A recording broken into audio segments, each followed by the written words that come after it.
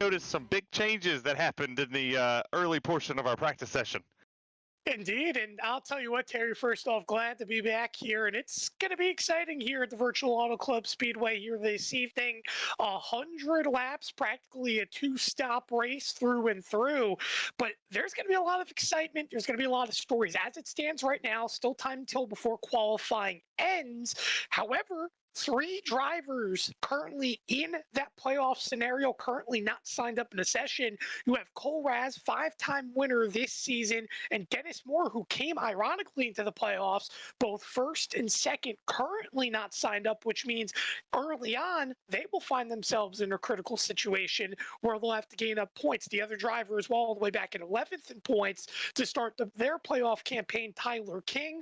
All 3 of those guys not signed up. So it's going to be interesting here at the Virtual Auto Club Speedway. 2 miles is the distance of this racing surface. And the big thing here in these trucks, compared to the Cup Series, not as much fully tire abrasive in these trucks. You're going to see practically kind of pack racing. And, you know, Terry, I'll put it like this. From a story standpoint this season, we have seen through and through Caden Anderson Racing dominate. Of course, I mentioned Cole Raz, who's not here tonight. He had a win all the way back at Michigan. Caden Anderson at the 2.5-mile track of Pocono. They've been really, really good at these styles of tracks. Indianapolis, Caden Anderson came home with the top 10, but it was a big, big struggle last week for them at Darlington. Cole Raz getting his worst finish of 11th, and Caden Anderson, I believe, came home 7th.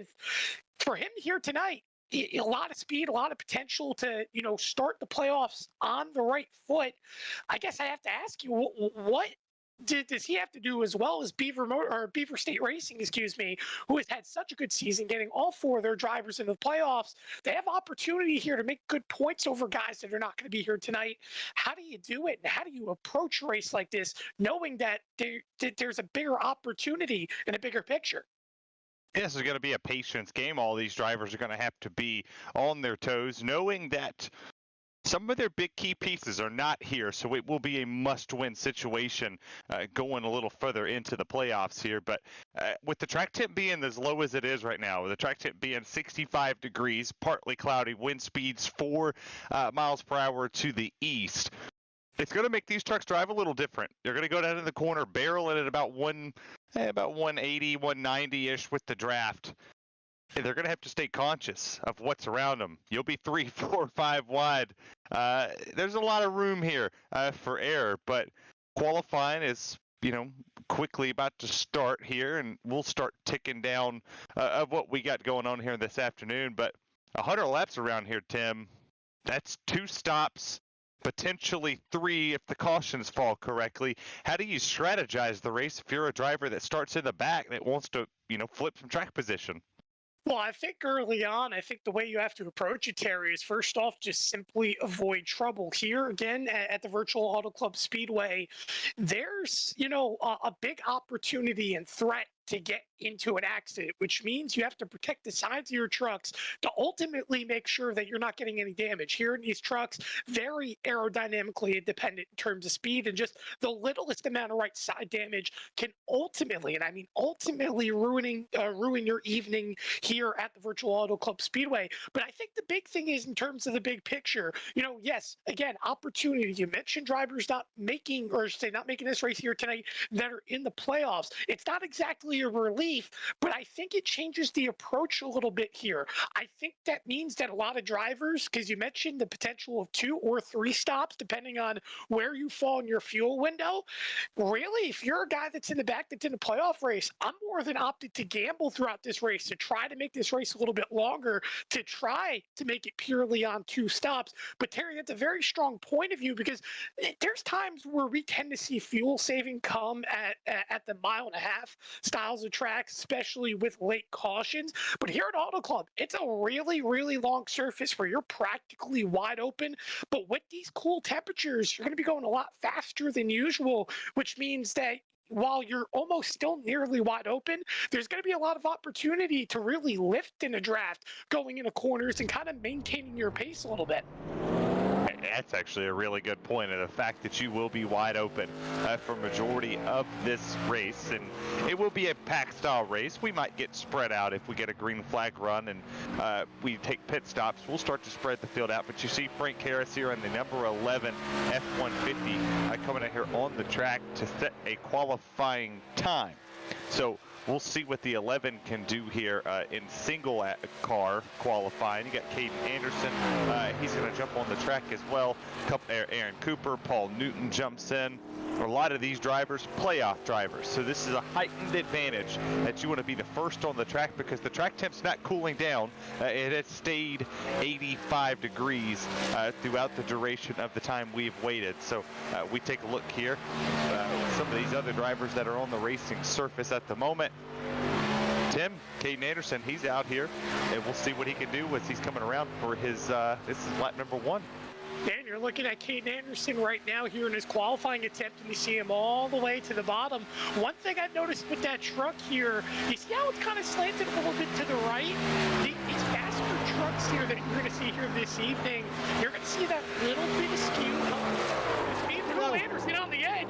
He's going to drift it around, save it. And yeah, just lock it right up. He'll get another attempt at a hot lap. It's pretty much going to be one lap with how hot these trucks are running. But you see that skew again by Anderson. I think that's going to be showing that he's real aggressive with that speed, trying to carry through the corner. It's going to be one of those nights where you're going to try to give it your all. And again, I think Anderson's the one to watch. You've talked about a team that has found a lot of speed out of Caden Anderson Racing at these styles of tracks. Caden Anderson gave a real valiant attempt earlier on this year at Road to Pro, and while he didn't have as much success to his liking, he's a real talented driver. 3 wins this season, dominant performance at Richmond. It doesn't get much better than him. When you look at Newton right now, who sits on the pole, I'll tell you what, he had a lot of speed at the road courses this season where it's been his expertise, but he's had a really, really good campaign, Terry, to this point in the late half of the season to try to make a championship run. And we welcome our third member of the team, Wesley Outland. Wesley, you're finally back. You get to take the reins again. Hey, good evening to everybody. Welcome to coverage of iRacing on LSRTV, simulcast on the Community Radio Network. Sorry about that. I had to step away to handle a business call in preparation for some of the things that I have going on for the upcoming weekend. But yeah, welcome to the playoffs. Just like the Cup cars on Monday night, 200 miles, 100 laps here tonight on the 2-mile Auto Club Speedway. We talk about as qualifying continues on with the Ford of Stephen O'Hare. Now we'll see what kind of qualifying lap he puts down. We talk about precision banking. We talk about progressive banking because this track, you see the lanes 5, 6 wide. They could go 6 wide. Not saying that they're going to get the mustard of courage to do it, Terry and Tim. But with that being said, this is an opportunity of a track where you can really see some 3, 4 wide action, and it's going to be who can survive here, and obviously who can be a playoff driver. Cole Raz, number 1 seed after the points reset. You want to be one of those guys in the Fast 12 to win. You advance, you go on to the next round in the round of 8. But for everyone else, there's going to be drivers here that are looking for that checkered flag just to say, hey, I beat the playoff guys. Yeah, and some of these drivers aren't here. Cole Raz not in this field. Currently, the drivers that are here ready to go, Cole Raz is not one of them. And interestingly enough, between Caden Anderson and Paul Newton, it was less than 1,000th of a second separated those two's lap times. 2 playoff drivers setting really, really quick times as John Hotmacher, he goes to the top. Man, he's tired of the tie talk. A 39.77 puts the 89 on the provisional pole as we continue to cover here. And you got to remember, John Odenbacher, last time he won a race was the first race of the year when he won the race in that green number 89 Chevrolet at Daytona, and that put him in the opportunity to be able to race for round 1 tonight here at Auto Club in the playoffs. So it's really nice to see him putting out a good, strong effort. But here's the thing, though, Tim Moore. Though Cole Raz Raz is not here, or other drivers that are playoff contenders of the Fast 12, you're not eliminated. You can come back next week and try your luck at Iowa Speedway, or Charlotte the Roval actually is where we're at next week. So again, you just gotta be able to play your cards right. But obviously, you put yourself in a big hole not being here for tonight in round one here at Auto Club. Indeed, again, to recap, it's both Cole Raz, Dennis Moore, and also Tyler King, all not here this evening, who are going to put themselves in a hole. And you mentioned the Charlotte Roval next week. Well, you have to remember, Paul Newton called his shot going into that race, which is going to be relatively exciting to see if he can continue that road course success. But you look at that time up on top of the board, Wesley, how about Bloom? Well, a full almost 0.3 of a second faster than Caden Anderson, who's all the way back in third. A lot of these guys really hitting it right now in the cool temps qualifying, and now putting White to second on the board. Yeah, no doubt about it. Right now, Ryan Bloom, the 2021 ARCA Northwest champion, going to the top of the board in that Boise State Broncos Ford, number 25. Of course, he was one of those drivers that were absent on Monday in the Cup race here at Auto Club. So obviously, he is going to try to rebound on the Cup side of things. But for this race here, we'll see what he can do in the number 25. I've always said maybe we could talk to the powers that be at the Northwest, Terry, to make it where if you're a playoff contender, you have like a yellow spoiler, or you have like a yellow on the roof panel of the panel of the truck, something to give us an insignia to let us know those are one of the Fast 12, one of the drivers that are in the championship run. Here comes now another driver that's also in, number 00, the Ford Click It RV entry at Walla Walla, Washington. That is, of course, Mr. Kevin Smith. And Kevin Smith now, Terry, up to third in qualifying. Yeah, the track temp has come down quite a bit. It started out at 85 degrees. It's worked itself down to close to around 80. These drivers realize that, and you look at Ryan Bloom, 39.5. I mean, you're starting to see the times come down. A lot of these drivers went, on the racetrack when it was a little bit hotter out there. We saw Caden Anderson get loose in turns 1 and 2, ended up looping it around, locked it down, came back out, did the virtual reset, comes back on the racetrack, and he was on the provisional pole for about a blink of an eye. And now you look all the way down, he's sitting in P6. Ottenbacher, he did a good job. Here goes Sean Breitzman. He jumps up to 4th with a good lap with a 39.6. People taking advantage, and look, Kevin Smith attempting a green flag pit stop, something that you might see here this afternoon in this very wide, snaky racetrack that we could see a ton of trucks keep her straight here. Yeah, no doubt about it. Right now, Ryan Bloom, Dan West Jr., Kevin Smith, is Sean Breitzman now, his Breitz Boutique Toyota coming to a stop. He's going to be 4th on the clock. There you see also Jeff Stab now just finishing up with his qualifying run. He is way, way in the back in the 42.68 for the 18. And I believe the clock is about to expire here for the drivers in qualifying. They got about less than 2 minutes if they want to make a response. By the way, Tim Moore, you were giving me some intel behind the scenes here in the broadcast coverage. Cole Raz and Dennis Moore not here. That's a pretty big shock because they're probably one of the top in the Fast 12. Dude, it's a little bit surprising. And the big thing for Caden Anderson Racing is this is a track where I'm going to imagine they're going to have a lot of race speed. Of course, Caden Anderson at least qualifying the 7th position currently. But I'd also like to point this out, Wesley. Again, you're trying to build positive momentum for Caden Anderson Racing in particular last week. A 7th place result for Caden, an 11th place result for Cole Raz, which might add was the worst finishing result for him on this season. I believe it was tied all the way back to Las Vegas earlier on the season where he finished 11th. Again, putting yourself in a hole, especially for Moore as well, who came in today second in terms of the playoff points, it is not going to be good. I'm eager to see, though, how this story continues to develop because obviously Raz practically puts himself into a must-win situation. And the big thing, again, you want to get your best runs possible. The fact that they're going to be starting the playoffs on a double negative is not exactly the most ideal scenario. Yeah, it is not for sure. And obviously it puts them in a predicament where you have to at least win in advance to try to move in. By the way, I just want to clarify on that. You win, you move in. If you're one of the Fast 12 drivers, if you win, you go on to the next round. That makes you're safe. It's a mulligan, if you will, but it's an earned mulligan in the championship playoffs. Cole Raz, Dennis Moore, number 1 and 2 seed, not here. Drivers that are here include Caden Anderson. Paul Newton, I don't believe, is in attendance. Yeah, Paul Newton is here. My apologies. So, but guys like Cole Raz, Dennis Moore, you're not here. That puts you in a nice, hard predicament to try to have to come back and recapitalize here.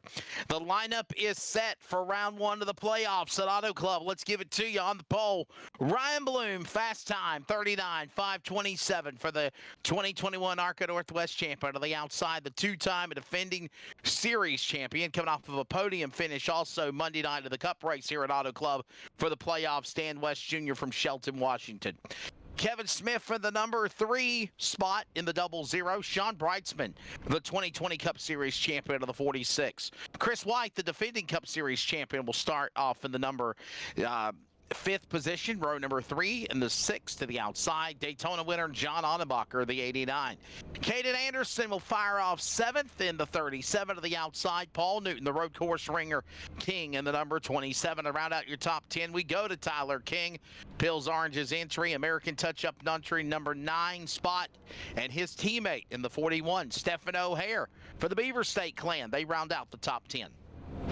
You got Toby Ritters back there in 11th with James Vining in 12th. Frank Karras will be 13th with Jaden Ledbetter rounding out row 7. Carl Burke back there in 15th with Brett Johnson in 16th. Aaron Cooper and Jeff Stabnow round out your top 9. And working all the way through, William Fletcher will start 19th to his outside Ray Fournier. You have Ron Hunter, who will start 21st, Troy Daggett 22nd, and rounding out the field, it'll be Tyler Kim and Chris Kammeyer. Yeah, Chris Kammeyer will start shotgun on the field. 24 trucks ready to go here tonight at the Auto Club Speedway. 2-mile track, of course. You've got about 15 to 18 degrees of banking in the corners as the field begins to roll off the pit lane. One of the things we'll also keep an eye on is going to be, in addition to the long green flag runs, which I think is a positive that will possibly happen, no doubt about it, but also the opportunity to run the bottom of the apron. You can run below the bottom of the racetrack, the white line, off of turn number 4, preferably coming to the start-finish line. Some of those drivers, honestly, Terry, try to take advantage and get that hole shot, if you will, coming off of 4, like they'll do for the green flag in turn 1.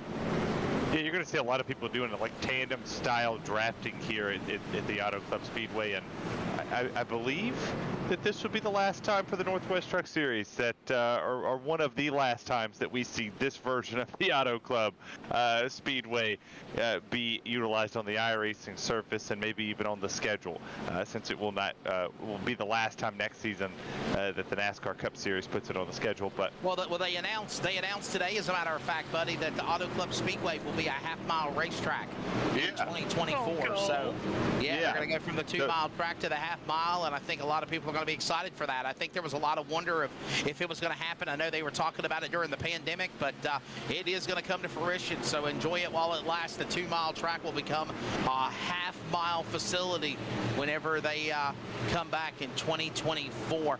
Ladies and gentlemen, it's time now for the Northwest playoffs for the trucks. It's Thursday night. Green flag goes in the air. Ladies and gentlemen, you have a virtual race. It is West. It is Bloom. They'll send it off into turn number 1. They are 2 by 2.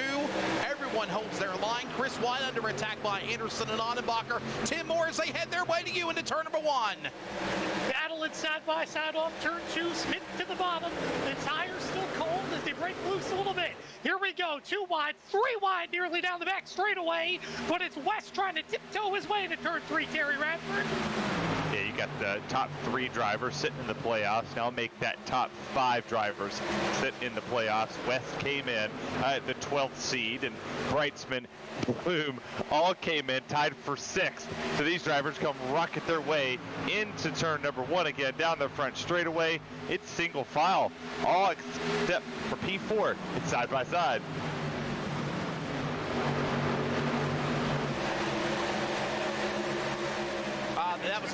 That was you on the back straightaway there, Tim. I apologize right there. As they head down the back straightaway, West trying to dig, trying to work it around a little bit as they work back towards turn 3. At least for the moment, it's 2x2 single file. Newton now trying to work to the high side. Kate Anderson trying to clear, but Smith made back as they head back to the start finish line. Couple of trucks all over the place. They're inside and outside. That tandem draft that we mentioned going on as all these trucks now. Ottenbacher hung out to dry on the bottom of the racetrack. You're on board now with that Chevrolet. He now tries to make a run on Ledbetter and O'Hare as they work their way off into turn number 2. Also, here comes Ledbetter up on the outside. Trying their hardest right now to try to spread it out as you see them around. I believe we have a spinner further on back. Yeah, we got trouble, guys, in the front straightaway. Ron Hunter's truck is involved, the 22 machine. Ron Hunter damaged significantly on the right front of that machine. No harm, no foul, though, Tim. The green flag will stay out as the leaders work their way off of turn number 4. Sean Brightsman up in front. Dan West Jr., a couple of LSRTV CRN teammates there. Right behind him is Chris White, the Cup Series champion, the defending champion of last year, as they work their way now. Single file, top 2, battle brewing for third off 2. 4-car snake at least right now. Single file battle for the lead, but just because you have the speed right now does not mean you'll have it on the long run. West keeps on snaking out into 2-car breakaway, but a big battle further on back into turn 3. You see the 27 and the 41 starting to fight. The 41 of O'Hare, he gets down to the bottom. He's up a ton of positions here so far. Started outside the top 10. He has now worked himself to 8th. They come rocketing down here. It's 2x2 a little further on behind them, but it's all single file all the way from 1st to 7th, and it's 3 wide when they come to turn 1. They're trying hard right now to race as hard as they can. 2x2, 3x3. If the 15 washes up just a little bit, now they'll get back in line, at least for the moment. These drivers are racing hard, Terry, but the big thing as well, the question is, how do these guys continue to approach the fuel window at least? You mentioned it could be 2 to 3 stops, depending how hard you push it. Right now, Wesley, no give and a lot of take. Yeah, no give. There's a battle for the lead now heating up, as we mentioned, that battle in the top 20 between Ritters and company. Now we go back to the top spot. It's Brightsman. West looking down on the inside as they work off 2. And they're trying hard as they can. Brightsman, though, defending. Good center exit as he heads down the back straight. At least for the moment, West will fade back, and he'll try to back it up again when they get to turn 3. Here comes the big run. Not sure if he's going to get it, though, into the entry. Doesn't look like he's going to get it there, and Brightsman's doing a good job playing defense down there on the bottom. As we swap back there to Caden Anderson, he's right in front of O'Hare in the P7 position, trying to catch the 21 of King, and it's side by side between Ottenbacher, Stab now. All of those drivers are right on top of one another, trying to get themselves inside, solidifying themselves inside the top 10.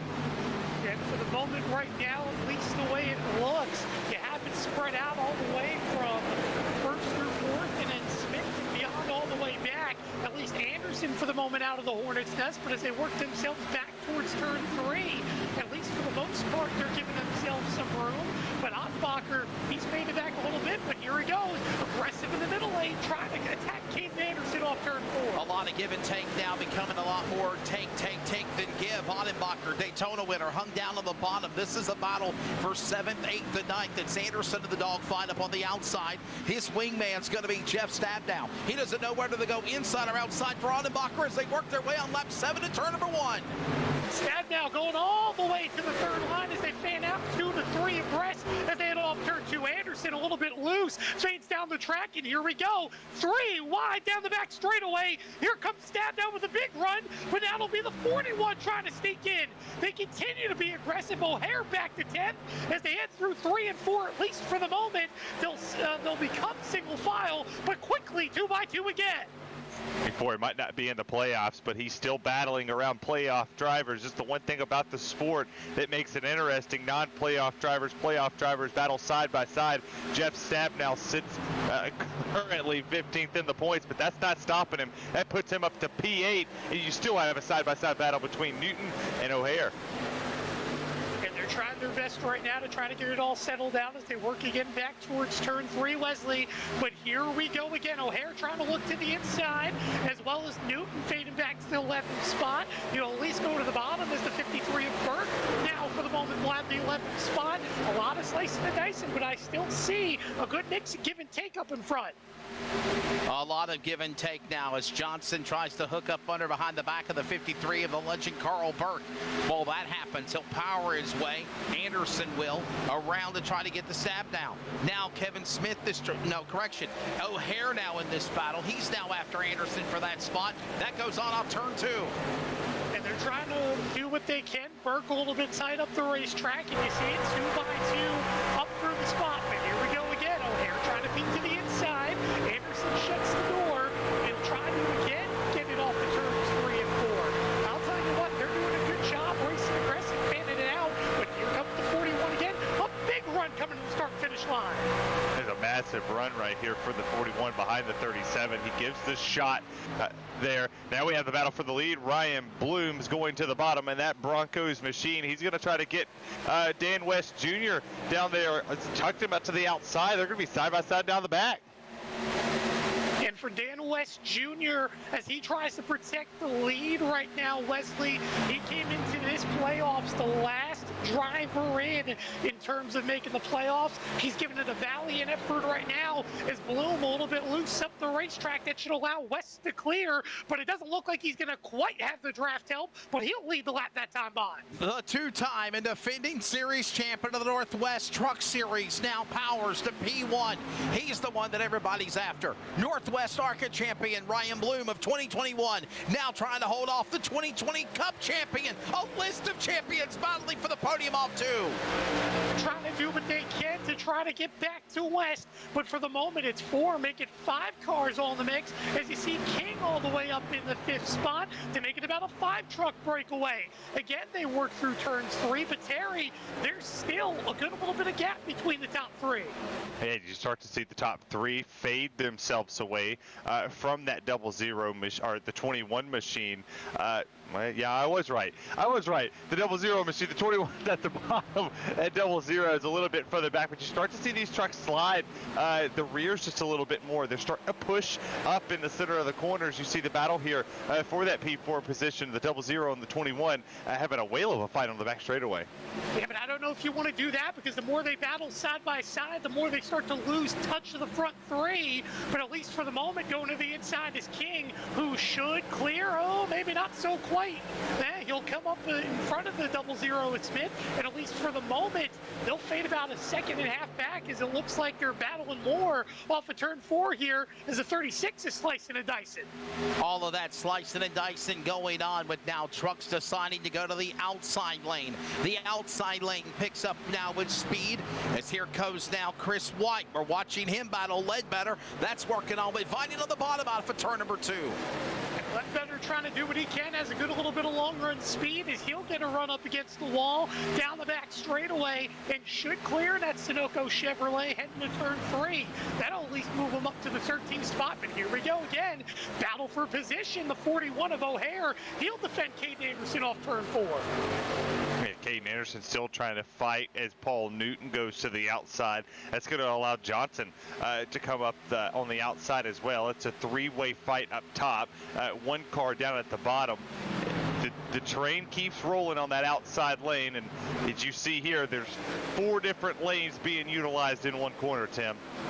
And they're trying to do what they can again to build that momentum with the draft, but I'll tell you what, O'Hare has been practically in that 7th and 8th spot the entire time, playing a lot of defense. But here we go. Look at Johnson now. He'll work himself around Caden Anderson, at least for the moment, as they're side by side off turn 4, and he should have the draft help to get inside the top 10. All of this working as they come back to the Geico restart zone, back flashing across the start-finish line. You're on board now with Yakima, Washington's Caden Anderson. He sits in the number 11 spot outside the top 10. He tries to go after Brett Johnson and Paul Newton. That goes on off the corner. Caden Anderson quickly attacking the bottom, working the white line as he heads back up down the back straightaway, where he works himself all the way to the wall. He'll back up the corner, try to work himself back towards turn 3, where again he gets the clean air, goes nice and tight to the white line. Again, it's a soft approach for Caden Anderson, but I'll tell you what, Wesley, really surprising to this point that he has not made up the ground he's needed. He was one of the trucks to beat here, and right now he sits outside the top 10. Yeah, he sits outside the top 10 at the moment, and he's currently sitting 11th, trying to get past Johnson here. Brett Johnson doing a great job in that 7 machine, a non-playoff driver attempting to get here and beat some of these guys up. And right now they're heading down the back straightaway again. You see them at least single file. We're going to continue to see this where they're getting spread out for the moment. The 7 of Johnson again looking at it in the long run. And how about the 71 of Cooper? He'll now peek to the outside of Caden Anderson on turn 4, but he'll settle back in line from the start finish. All of this happens now as you see the track map below. There is a big gaggle of traffic from behind the leader on back. Lap traffic is also in the way coming up to the back straightaway for the leader, Dan West Jr. Nonetheless, O'Hare, Johnson, that is also Aaron Cooper in that battle off of turn number 2. And Aaron Cooper is having such a strong day to this point, sitting in the top 12 as they're working to turn 3. For the moment, Smith fading back. Odbacher will take 5th, and it's door-to-door at least for the 6th spot. You have Stadnow working the bottom side by side. He at least for the moment won't be able to get to the spot, but Terry Radford, you see it all spread out. How aggressive do you have to be at this point to start making up some ground before we have our first pre-flag pit stop? I'm going to be as aggressive as possible. You see the draft and staff now gets going into turn number 1, and what an impressive run so far. I don't want to commentator curse him here, but the highest running non-playoff driver at the moment sitting in P7, and he has done a wonderful job, up 11 positions to get himself there. Started in 18th, he is now in 7th, and he's not abusing the tires, he's not abusing the truck. He's running this just as perfect as possible, and Wesley, the owner here, is doing a good job. Yeah, no doubt about it. He is definitely doing a markup, bang-up job to do exactly what he needs to do as there's a battle now brewing for the lead. Ryan Bloom now back to the inside of Dan West Jr. That heats up off the diamond of the corner out of 2. Big slide job by Bloom, should clear for the moment, but here comes Dan West Jr. He'll look back to the inside to cross him over to turn 3. And as Brightsman sits about 2/10 back, he'll at least watch his battle for another lap as Dan West Jr. will clear into turn 3 for the moment. But now let's see if Bloom will try to cross him over again. Off of turn 4, he gives him the bumper. They touch, they almost turn, but coming to the line, I believe it'll be West by just a half a car length. Just by a cat's whisker, if you will, down to the bottom of the racetrack, a 41.67 to a 41.71. They're not done yet. Add another pinnacle to the battle. Here comes Sean Brightsman now. Tim Moore working your way for 3rd to the lead-off 2. Brightsman, a great exit of the corner again as he'll try to go where they ain't. As they head down the back straightaway again. Here we go. Bloom now, he'll go to the inside. It's going to be rather Dan West Jr. to the inside where he'll clear again. But Bloom working all the way up. He'll get to the door as Dan West Jr. gets a little bit tight. I'll tell you what, Terry Radford, these guys are not giving it all. Brightsman, I think he's going to make it 3 wide in a moment. Yeah, you could split this race into 3s, pit on lap 25, and you almost guarantee yourself 3 pit stop race. But they don't care about that. It's a 3-horse race so far for this race lead. And don't look now, because here comes Tyler King. He's working his way into this one. He's about a half a second behind this battle, and he's quickly closing. And there's a whole pack quickly closing, to be exact, with how hard these guys are racing. And here at the Virtual Auto Club Speedway, just because it's very fast and nearly wide open here in these trucks does not mean you don't lose a lot of time. But for the moment, Bloom will go to the lead to take lap 22, Wesley. And I'll tell you what, these two have been the face of the field to this point, but I just don't know how much longer that's going to last, because you see that brigade further on back. They're coming quick. Yeah, they're working their way up past the start-finish line now, working down 22 laps completed. Lap 23 now on the board, about to be a quarter of the way through in this first 25-lap stint. It's Ryan Bloom, the leader. Sean Brightsman, second. Dan West Jr., defending Truck Series champion, third. Tyler King, reigning fourth Daytona winner, Ottenbacher, and a man that hasn't done well in the last couple of years. His last win was a truck win. It's Jeff Stabnow, 6th, Kevin Smith, 7th, Stephen O'Hare, 8th, Paul Newton, 9th, and Brett Johnson with a great solid run in the top 10. That's the way it stands as we're about to go a quarter of the way through here with 75 remaining. Next time by Tim, they're in turn 1.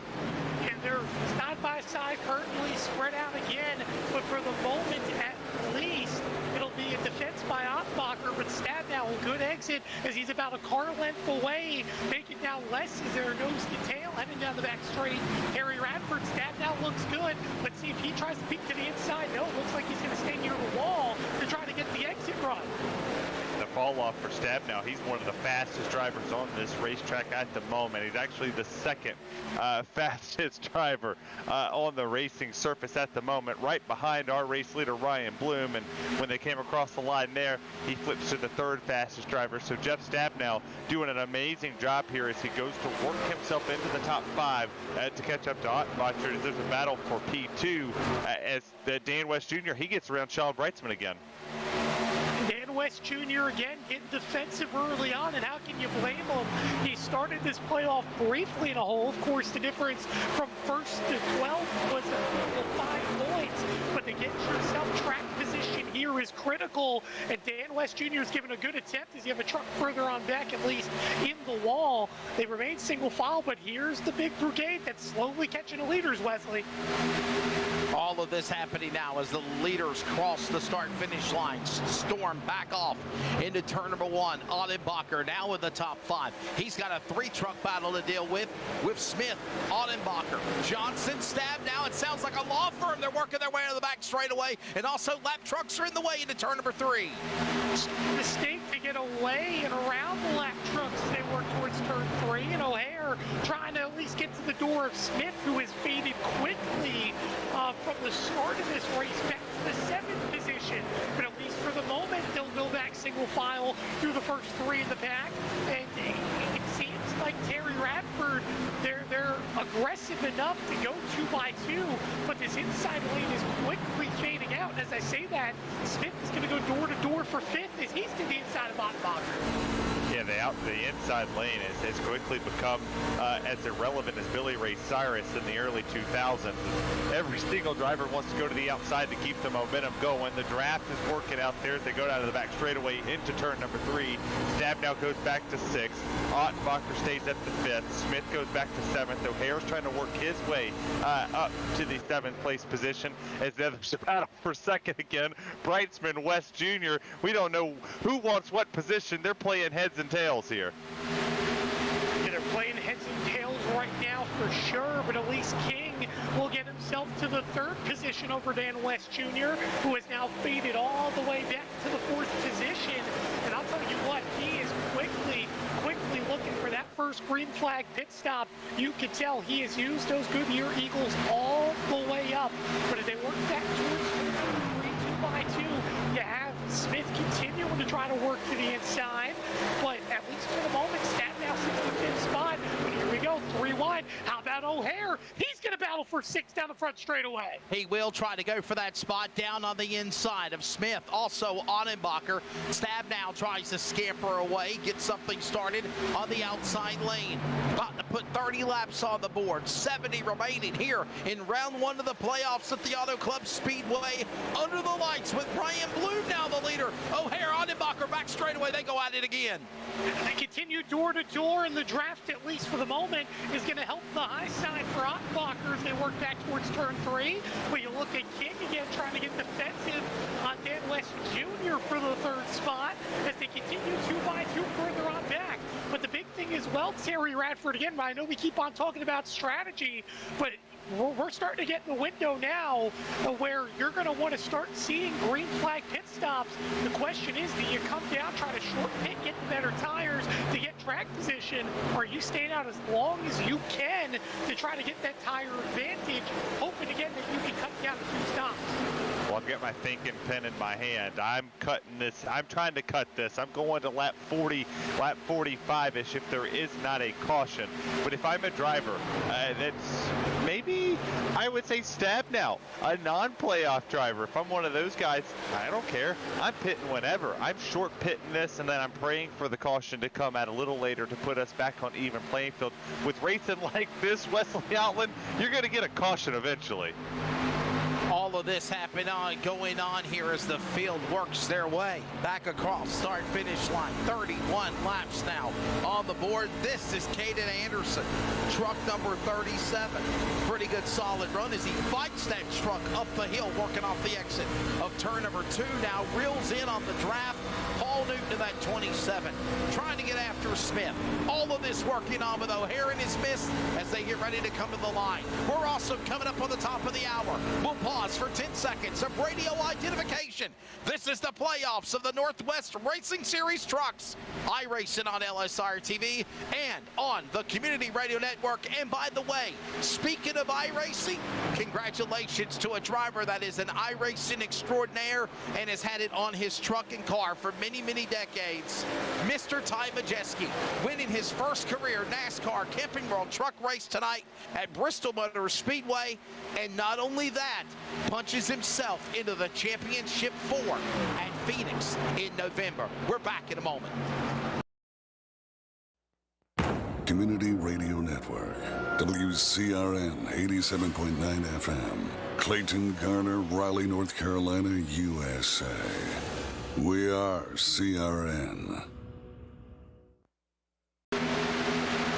Welcome back to Auto Club Speedway, round number 1 of the playoffs for the Northwest Racing Truck Series. I'm Wesley Outland. We have, of course, Terry Radford alongside. Working the corners off the back straightaway is Mr. Tim Moore. And speaking of the back straightaway, a battle heated up for the lead that way going into turn number 3.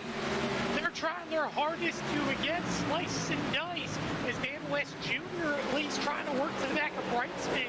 It's actually Bloom who has checked all the way out from this front pack. But you're looking at it right now, Brightsman starting to get ran back down in what was a little bit of a struggle for Dan West Jr. It's almost like he's starting to come back to life here, Terry Radford, as green flag pit stops are underway. Here to start off, I believe this is Paul Newton coming down. Yeah, some of the drivers that was a little bit further back in the field, outside the top 5, a little bit outside the top 10, and decided to come down here on lap 34 for their first pit stop of the evening. It's a 2-second fall off so far, boys. When it comes to lap times, your best one from Ryan Bloom was a 40.1. It's now a 42 flat. So he's starting to fall off big time as it looks like the 55's coming down pit lane. That's your first domino. Cycle of green flag pit stops. Here comes Stab now. Dan West Jr., John Ottenbacher, Dan West, correction, all coming down onto the pit lane. Green flag pit stops around lap number 34, working lap number 35, and away we go now with now Bloom, Brightsman, King. That battle heats up for second to the back straightaway as green flag pit stops ensue. Yeah, that battle continuing to get a little bit intense as they work towards turn 3, but I think if you're Brightsman and King, I'd probably want to come down this time to at least guarantee yourself to have a slight tire advantage over the group. And here they go, slowing down off turn 4. They'll get it down to speed. One of the later pit entries you'll see where you can get real aggressive. Caden Anderson as well coming in behind. The entire top 10 all coming down except for O'Hare. So you'll see him be the one on the freshest tires on the racing surface, at least in this point, Terry Radford. But I think the big thing is here, everyone that came down, they're good to make it on 2 stops. Now the question is, do you short pit stop 2 and stop 3 to try to get the track position? I think a caution's going to come out, so everybody's going to pit regardless. I'm just surprised with the 41's decision Terry, here. That's a great point to make as we see Bloom, Smith, Brightsman, Ledbetter, all of these trucks now coming on the racetrack making green flag pit stops. You've got a mixture of other trucks that are now making green flag stops, other trucks that have not pitted yet, faster trucks, quicker, smaller than the slower trucks. This can be the ingredients of a storm brewing here for the first yellow. Yeah, I think we're going to get one. So, I mean, people coming down to pit, everybody pitted on the same lap, or the same lap there between the 55 all the way down to the 00. All came down on lap 35. But I feel like the way that the trucks were falling off, you started to see a lot of these drivers get a bit more aggressive.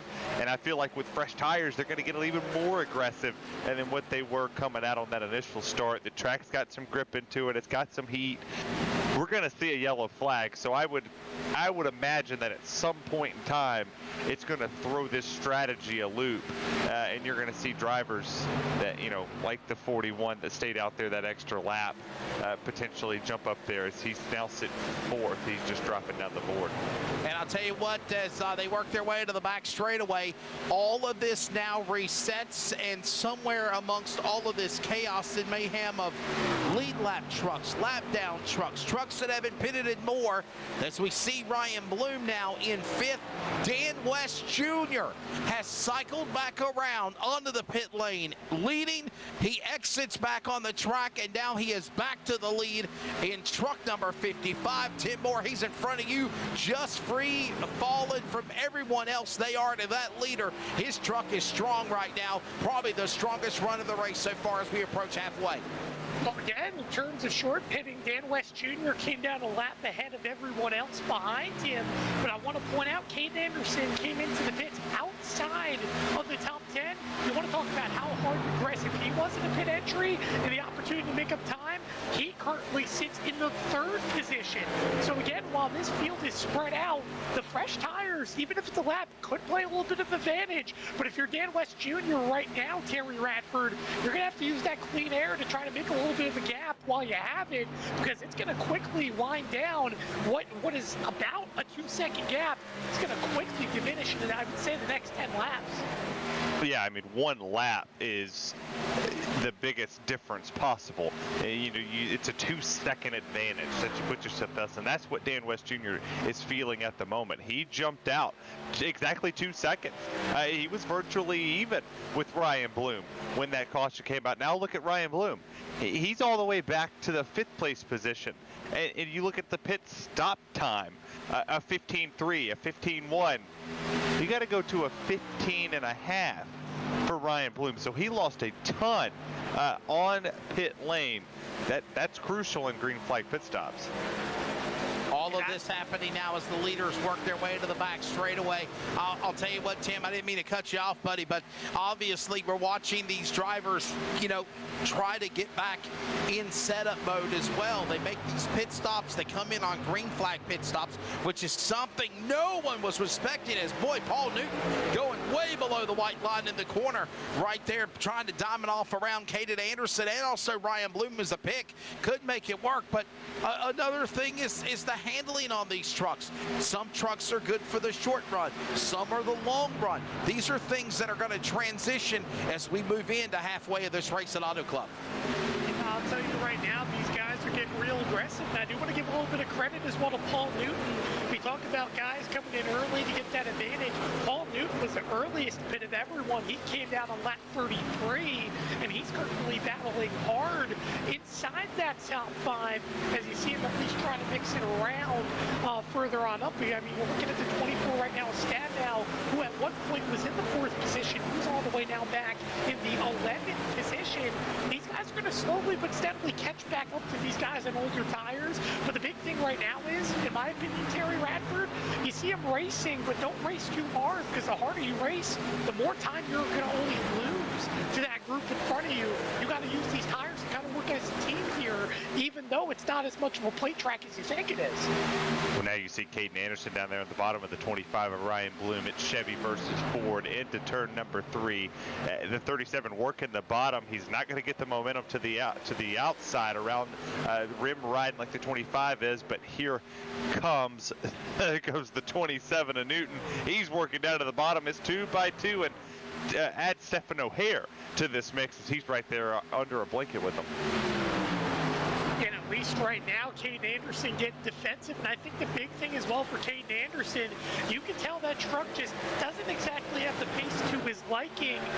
In that first run, and I know Wesley mentioned adjustments, it looked like he was incredibly loose on the early run and really showed it on the exit of turn 2 on the late run. You could tell he's tightened that baby up just a little bit, but he continues to run the bottom and be defensive. As now you look at O'Hare, who's on the freshest of tires. He'll move to P5 with ease around Newton, who's now going to fade all the way back to nearly the 7th spot as Ottenbacher, he'll battle to the outside. Halfway coming up. We're going to step away. We're going to go side by side so you do not miss a thing. From Auto Club Speedway, this is the Northwest Racing Series Truck Playoffs iRacing on LSRTV and simulcast on the Community Radio Network. We're back in a moment.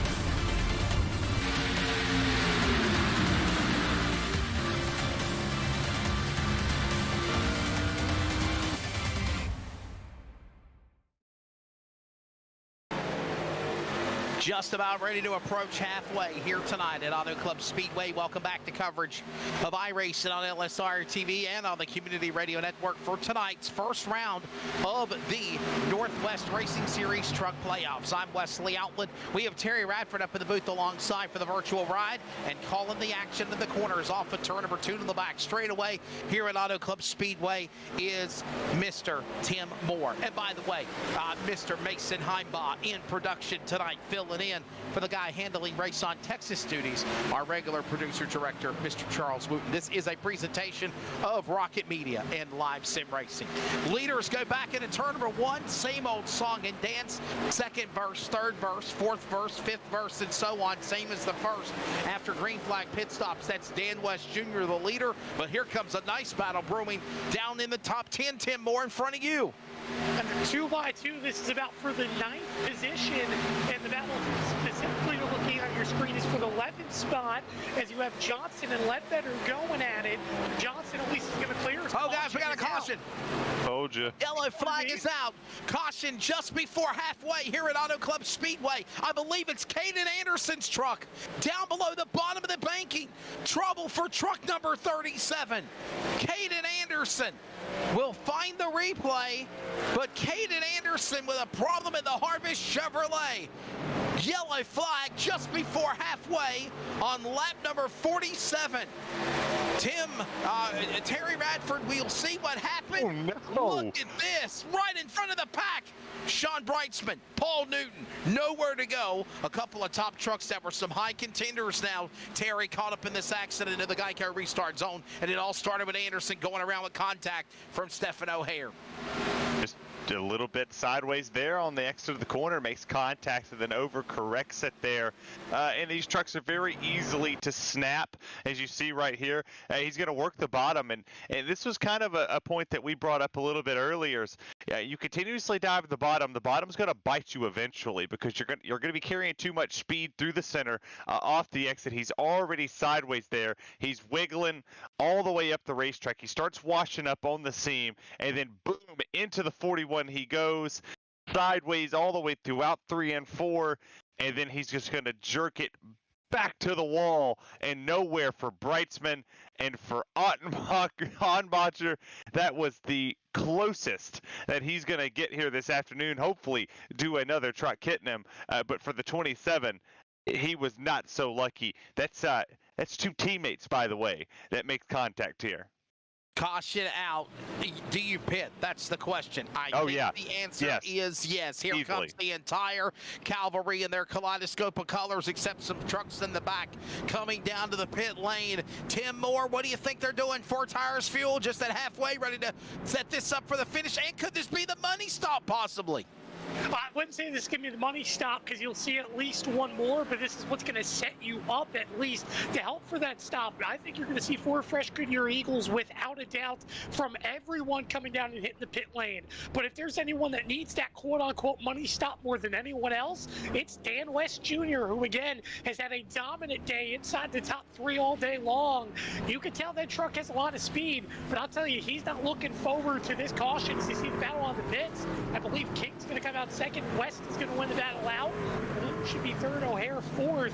You see a couple guys mixing up at least to have the damage. I believe Anderson took his fast repair. So needless to say, no harm, no foul, believe it or not, for those guys that wrecked since they were able to use their fast repairs. They're going to have to be a little bit more careful with a big win out of the pits for Dan West Jr. The question is, though, when we go green, and he defended, there's a lot of hungry trucks like King who started this race in the middle of the pack. Now we have the opportunity up in front to show his speed. We know how fast as well Bloom was at the start of this race to work himself up for the battle for the lead. Dan West Jr., another flawless pit stop for the driver out of Shelton, Washington, in the truck number 55 Chevrolet. By the way, looking to try to go for the hat trick in his season of the Northwest Truck Series, champion of 2020 and 2021. Terry Radford, he's trying to do all he can to be now a 3-time, 3-peat champion in that 55. Good way to start it off is to have a win here tonight at Auto Club. You push yourself into the round of 12. Correction, in the round of 8. Round of 8, yeah. We'll count. We're at the round of 12 now. But yeah, he's doing a marvelous job. He has set top 3 all race long. He qualified P1. He has not let the 55 out of his sights. He's allowed other people to go up there and lead, but he's going to have to take more control of this race. If I'm him, you know you're at 50 to go. You'll be at 50 to go when you cross the line. You're not guaranteed another pit stop. I don't think they're going to pit again. I think this is green to the end. If it's green to the end, they don't pit again. If we get another caution somewhere in the next 10 or 15 laps, that'll be your money stop. Let's get ready for the restart, and let's give them the full-field rundown real quickly before the green. It's West, King, Bloom, O'Hare, Annenbacher, Breitzman, the top 5. Of course, also Smith and Anderson, your top 8. And I also do want to point out real quick, I believe Paul Newton opted to take damage repair there, Wesley. As we go through the rest of the running order, you have Stabnow 9th, Johnson 10th, Harris 11th, Ritters 12th, 13th, Kameyer, 14th, James Vining, 15th, Cooper, Daggett 16th, Newton, again I mentioned he'll be 17th, Ledbetter 18th, you have 19th, White, Kim in 20th, and throughout outside the top 20 you have multiple trucks, 1 lap down, only 20 trucks left on the lead lap as Wesley. We're going great. Pace car drops onto the pit lane, 2 by 2 by 2, back inside the Geico restart zone. Green flag back in the air for the first restart of the race. This initial start here at Auto Club. West will go to the outside lane just as quickly as he came to the bottom. Now King and Bloom, they battle now for second. O'Hare in that mix. Breitzman top 5, they work off 2. The big thing again, Cole Tyler's got to be careful in that middle line. As you see, a little bit of looseness off of turn 2. That was King. They're side by side, 2 by 2. You mentioned Terry, 1 in the wall. They're 3 wide to turn 3. Yeah, my gosh, everybody here just really jockeying for position. You got drivers in the wall in the back. You got the 21 was loose off the exit of turn number 2, almost wadded second on back up, but Ryan Bloom gets through. He's got the toe of Dan West Jr. Put Breitzman back here. Welcome to the party, Sean. Breitzman P6 in points. Trying to break the snake is Dan West Jr., but they're 2 by 2. This is the battle for 6 now. Here comes Annenbacher trying to defend King, who faded 6 positions. They're 2 by 2. Ooh, one truck loose further on back. Keep it straight. I believe that was Stabnow, but here they go again. Here comes the 00 Smith. He'll go to the outside of Annenbacher, turn 3, and watch door to door. And watch the 21 of Tyler King. He is like a bonsai ping pong inside of a squared circle. He goes inside. He goes outside. Moving. Precision. Outside lane again. He battles Annenbacher. He goes after Smith and Anderson, who brought out the caution. He's in the top 5 in this battle into turn number 2. Anderson putting the sucker hole into turn 2, and they'll fade on up again. The 21 again trying to get aggressive. 00 fading in and out a little bit, but they'll continue down the back straightaway. Now Anderson, he'll get a little bit of a shove, and he'll pick to the inside at turn 3, as Stabnow as well getting aggressive on the bottom. Yeah, Stabnow getting right here. He's got a bird's eye view of Ottbach in the wall. His drivers every which direction here. It's like it's the last lap here, but it could be the last restart. And wherever you find yourself on this racetrack, Tim, that's normally where you're going to find yourself at the end of it, because it's a little difficult to pass. As Ryan Bloom, he's going right there. 4P2 is the 41. Oh my gosh, the 41's loose on the back straightaway. And O'Hare trying to fade down to try to get to the 4th spot. And Terry, you mentioned caution. I feel like another one's brewing right now. They're single file for the moment, but Wesley, they head back down the front straightaway. You know they're going to be fanned back out to battle for position. These guys have gone to the whip now in the second half of this race. They know that every point is crucial, every position's crucial, especially if you're one of the drivers in the Fast 12. Dan West Jr. is the leader. Bloom in second, O'Hare third. There's the battle for third, fourth, and fifth. Working off turn number 2 with O'Hare blocking. Smith and Brightsman off the corner. Brightsman, a big run off of turn 2. He, at least for the moment, should get around Smith for the 4th spot. And for Brightsman, you think he would be careful considering he had to use the faster there. But for the moment, he continues to be aggressive off turn 4. For the moment, Terry Radford, he should at least defend the spot. But Smith showing that speed on the bottom. And he's going to get some draft help coming to the start-finish line. Yeah, draft help down on the bottom. And now Ottenbacher and the 21 of King is going to go to the outside. It's going to allow the 00 to be pinched down to the bottom. And now the 89 goes, he goes all the way to the wall. Multiple grooves being put here. The 46, oh, he sideways through 2. What a save by Brightsman as he continues on. He'll at least lose 1 spot to King. But I'll tell you what, that could have been absolutely dangerous, like what happened to Caden Anderson. A brilliant save off turn 4, but here comes Smith. He's trying to battle for the spot again, Wesley. All of this happening, and it is aggressive racing now as we approach over 40 laps to go. West the leader. Behind them, it is a hornet's nest. Okay, they might have got calm for a minute. They might have got single file, but they're going to start snaking again off the corner out of turn number 2. You're looking at a battle. I believe this is for the 12th spot, and Caden Anderson ultimately gets passed by Harris as they continue to stay single file.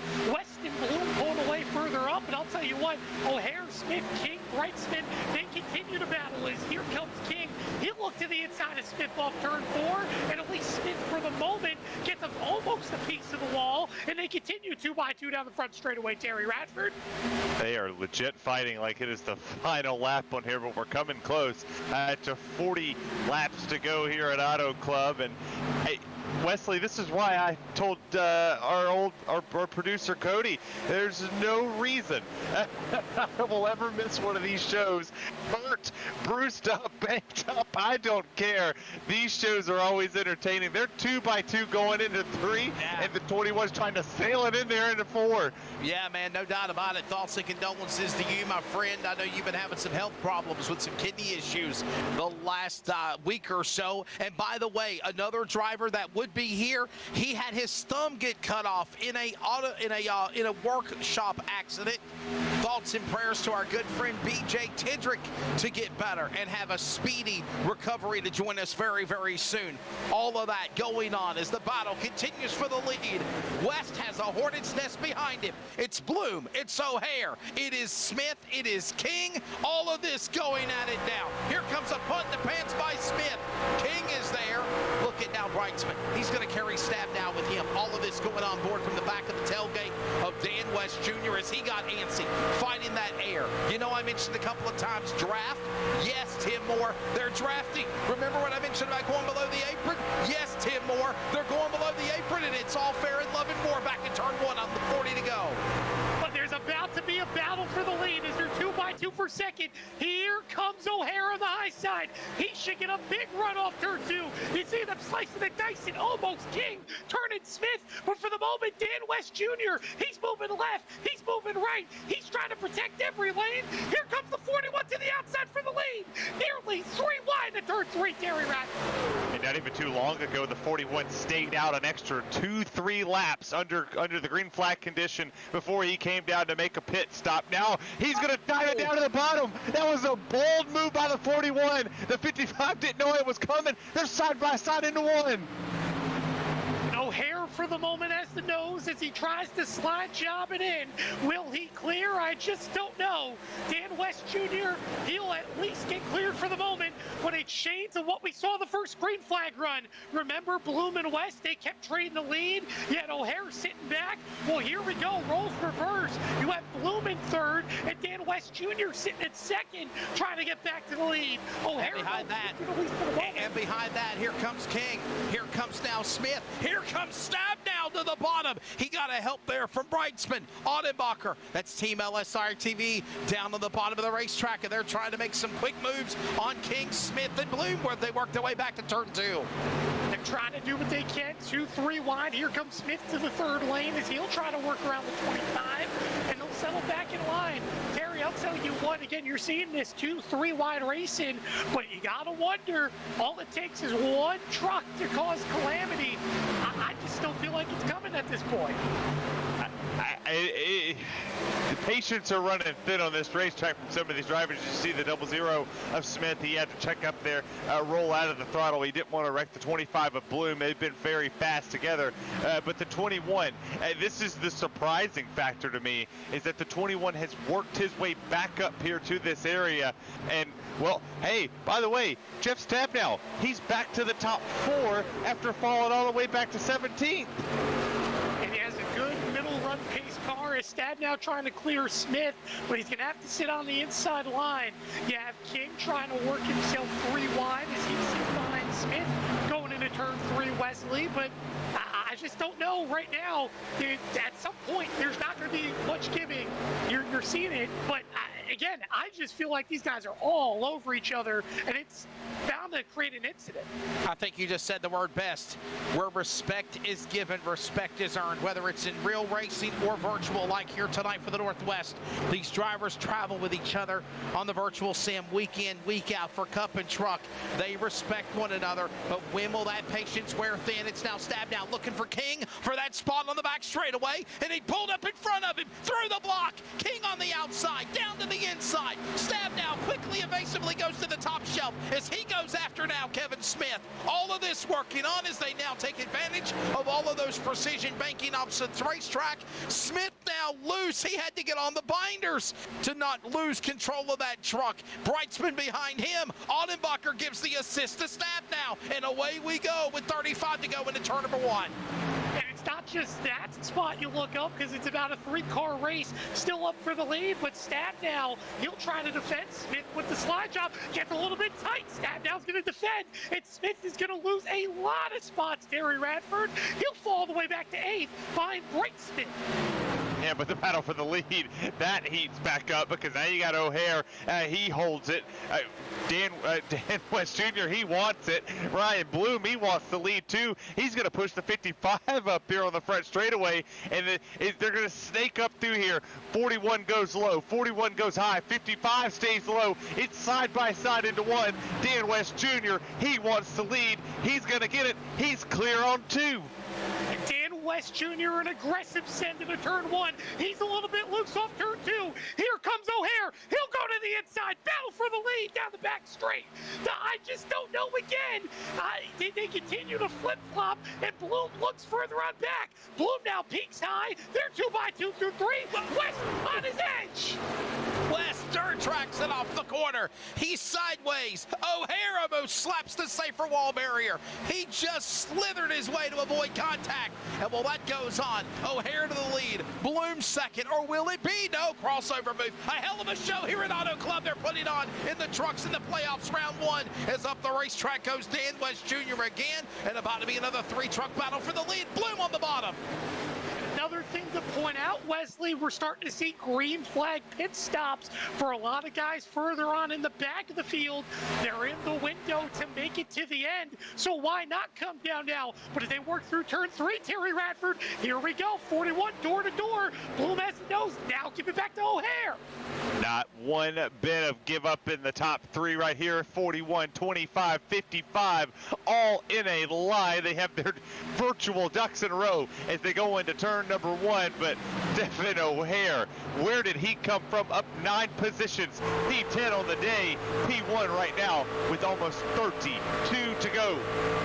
And O'Hare doing a good job trying to pull away a little bit down the back straightaway. Bloom about a truck length back is how he gets a big run.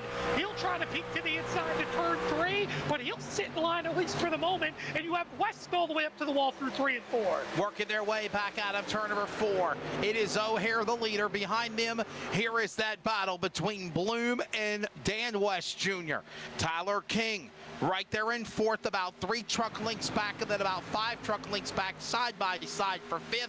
It is teammates right there of Jeff Stabnow, Sean Wrightsman, Audenbacher. There's your 7 in the fight as they work off 2. They're trying to do what they can to find that grip on the long run as we're on lap 69 of 100. And again, one more pit stop pending no cautions to decide this race to the end. But as they work into turn 3, here comes Brightsman. He'll look to the inside of Stabnow, but that 24 up and glued to the wall should get a good run as Brightsman a little bit loose. They're door to door off turn number 4. Jeff Stabnow sitting in the P5 positions, all under fire with John Ottmacher and Sean Brightsman, who's sitting here getting a push down the front straightaway. But what an incredible run from some of these drivers. +9 for your leader, +5 for Tyler King, 13 for Stabnow, 8 for Brett Johnson. That's just inside your top 10. There's a ton of passing, and if we had passing points, boys, there'd be a lot of drivers walking in here with some happy smiles. And Tate Anderson trying to work to the inside now with Johnson. That's for the 8th position. He'll try to clear. They stay door to door for the moment, and Wesley continues 2 by 2, at least up for the 5th spot as well. All of this ongoing. The field works their way. There's Anderson and Johnson battling back inside the Geico restart zone. They flash across the start-finish line. Meanwhile, battle for the lead. Ryan Bloom down to the inside of O'Hare off 2, looking for the lead. A battle of the Fords. And Bloom doing a good job saving those tires, perhaps, sitting in the catbird seat. He'll now go to the lead, making about a car length, and about making now less than a car length as they head down the back straightaway. O'Hare trying to get a big run. Let's see if he settles in line. Seems like he will, and it's going to be a 2-car battle with Dan West Jr. again, fading a little bit on the long run, and you see Bloom up against the wall, getting a good run off exit, Terry Radford. What a wonderful race this has been so far. Clean as can be. Very minimal cautions here this afternoon, and a great battle for the lead as the 41 and the 25 continue to fight each other. And now the 21's working his way into this. Yeah, he's now about 0.3 of a second back as they work off a 2. And I'll tell you what, for Ryan Bloom, it's a race where, again, you want to talk about bittersweet. He has 1 win, and it came back at COTA this year, and he looks like he has a great truck. But you're looking at a battle towards turn 3 right now, Wesley. These guys battle on for the top 5, but pit stops, they're closing in quickly. Yeah, all of this happening now as they work their way back to turn 4. Look at him on the inside. O'Hare, battle for the lead. Bloom on the outside. Middle lane was Dan West Jr. Where do you go? Clowns to the left of me. Jerkers to the right. Stuck in the middle with you. California Love off turn number 2 at Auto Club. And O'Hare will clear, but here comes the crossover. Bloom to the inside. They're 2 by 2s. You see him slicing and dicing as Caden Anderson makes it 3 wide for 7 further on back. You have Bloom. He'll clear as now it'll be a slide job attempt the following quarter. But Bloom, he'll get clear and put him back to the point for another lap, Terry Radford. Yeah, I think, oh my gosh, they almost made contact right there coming off of turn 4 onto the front straightaway as they go flying by the start-finish line. And I think they're starting to realize that, hey, pit stops are on the horizon. We could burn these tires up. Let's wait till the back end starts kicking out more. But 41 goes down to the bottom. He's going to wash up. It's going to be door to door off the exit of 2.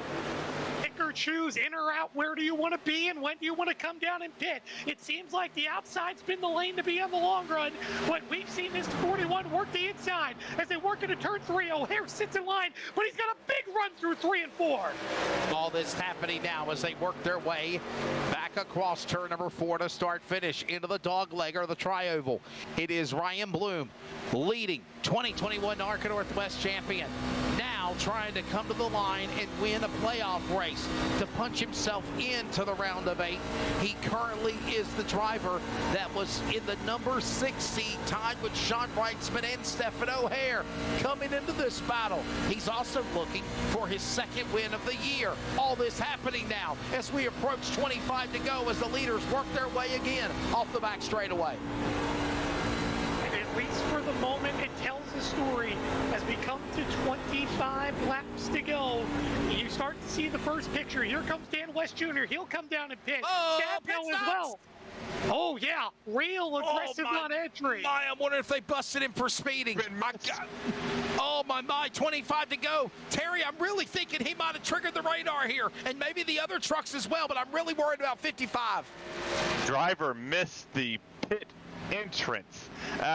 Couldn't see who it was. It looked awful. It looked like Brightsman had missed there, but my goodness, the 21 came flying in like a bat out of hell, and he almost wrecked this field. Coming onto pit lane would not have been fun. It would have been good for Jeff Stabnow and Ryan Bloom, as now the 24 is going to come down pit lane, and the cycle continues to go. Caden Anderson, he's going to be your race leader. All of this happening, green flag pit stops, worst to first. Can you say that analogy? As Caden Anderson, who brought out the only caution of the race after contact with a couple of other trucks, is now the man leading for Harvest Chevrolet, number 37. Leading the way to the back straightaway, but there's more green flag pit stops coming as Frank Harris and Toby Renners, they go at it. Hey, Clifford. Yeah, and the big thing I'll tell you right now, Wesley, again, the question, when does Caden Anderson come in? I believe it's going to be this time, and indeed he is, as he dips the truck down to come down for another aggressive pit entry. But I do want to point this out. Remember, we saw some guys come in right as they hit the fuel window, so I'm eager to see how this all spreads out. You're going to have some guys on 10-lap older tires that could be battling for the lead when it's all said and done. We have less than 25 laps to go. 23 remaining. Are you ready for the finish? I know we are. Strap in and hold on tight. One more extended commercial break, and we take you to the checkered flag when we return the Northwest Racing Series Truck Playoffs from Auto Club.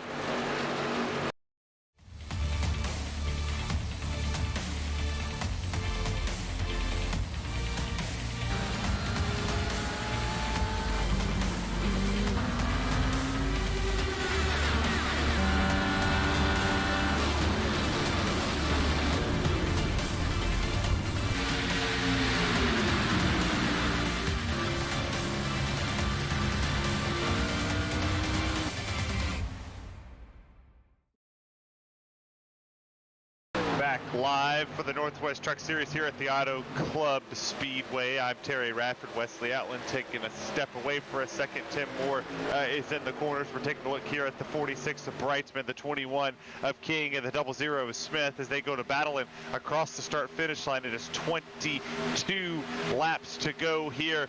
Tim, this race has had a ton of flows, and it can only get better from here. Oh, it can only get better from here as you're looking at a mix. You have O'Hare in the lead, Ritter second. Now Bloom, he'll battle to the inside of the truck on older tires, and he'll take P2. But you see it, it's a brigade further on back from the 4th to all the way to the 9th position.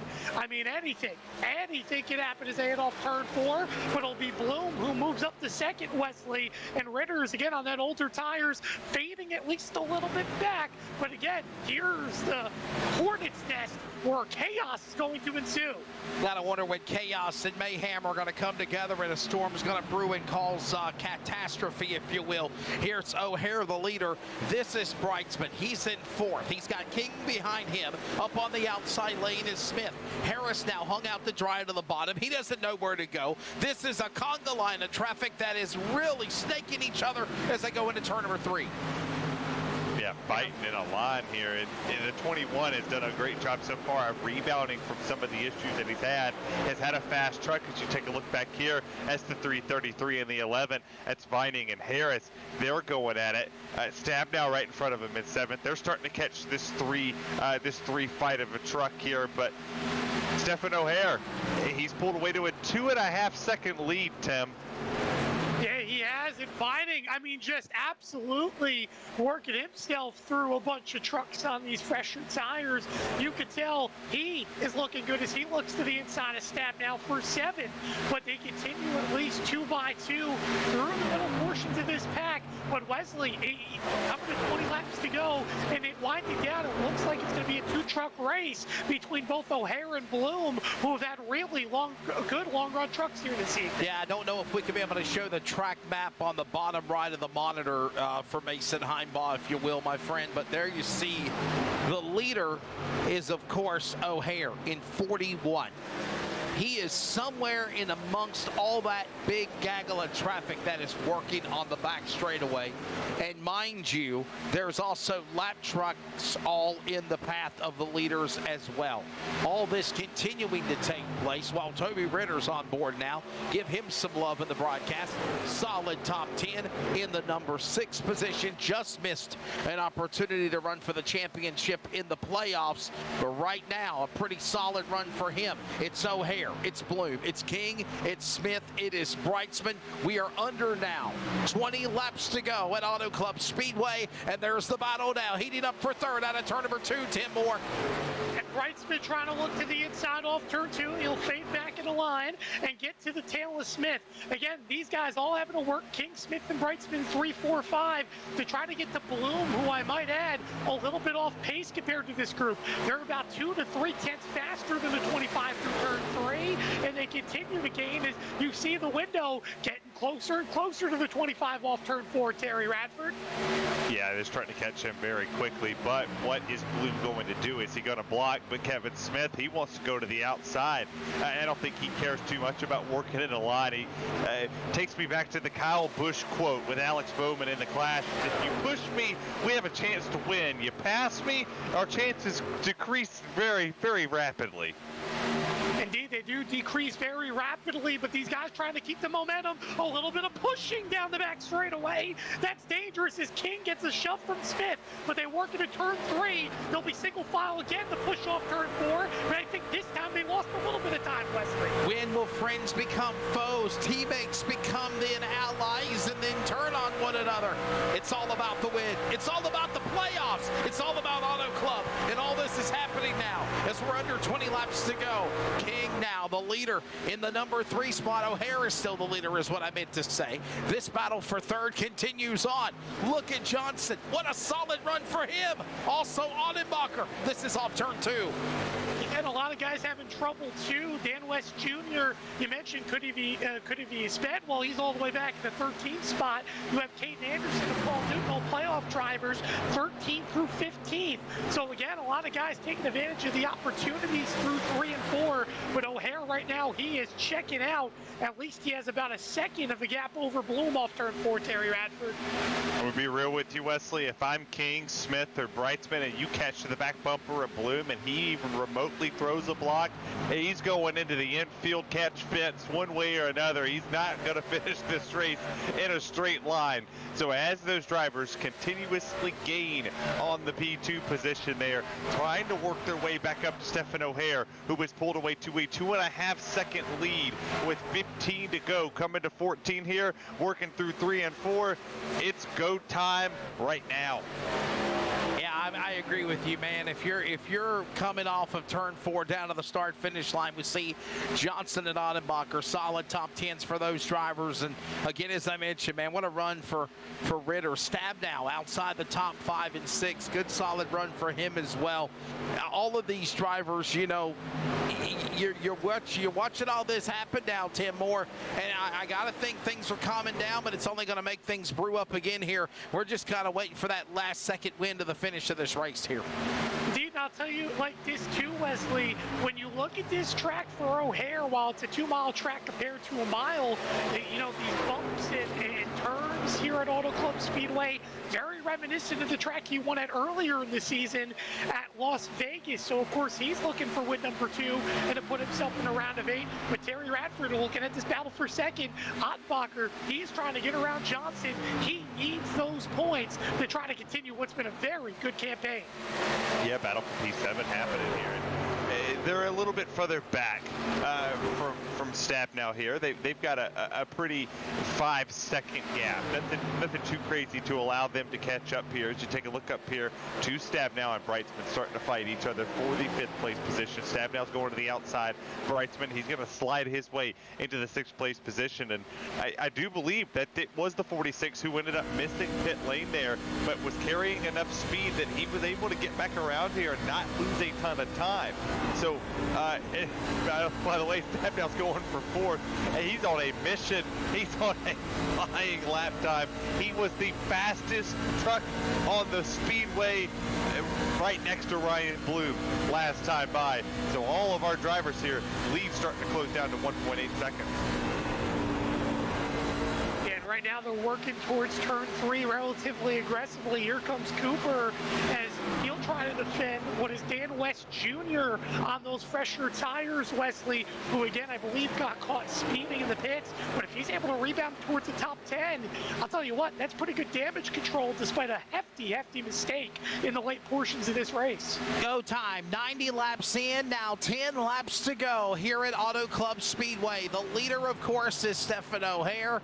He is the man in truck number 41. Somewhere on the racetrack, right there, is also Sean Brightsman and Kevin Smith. This is a battle brewing for the top 5. They work their way to the line. 10 laps to go now. Terry Radford as they come to the line. All of this happening is now Smith and Brightsman continue to have their little battle of mano-a-mano. Could we see a late race caution? Do we run to the finish? All of this is about to be decided in round 1 of the playoffs. We're going to the Roval next week in Charlotte. Tim Moore, they're in turn 1.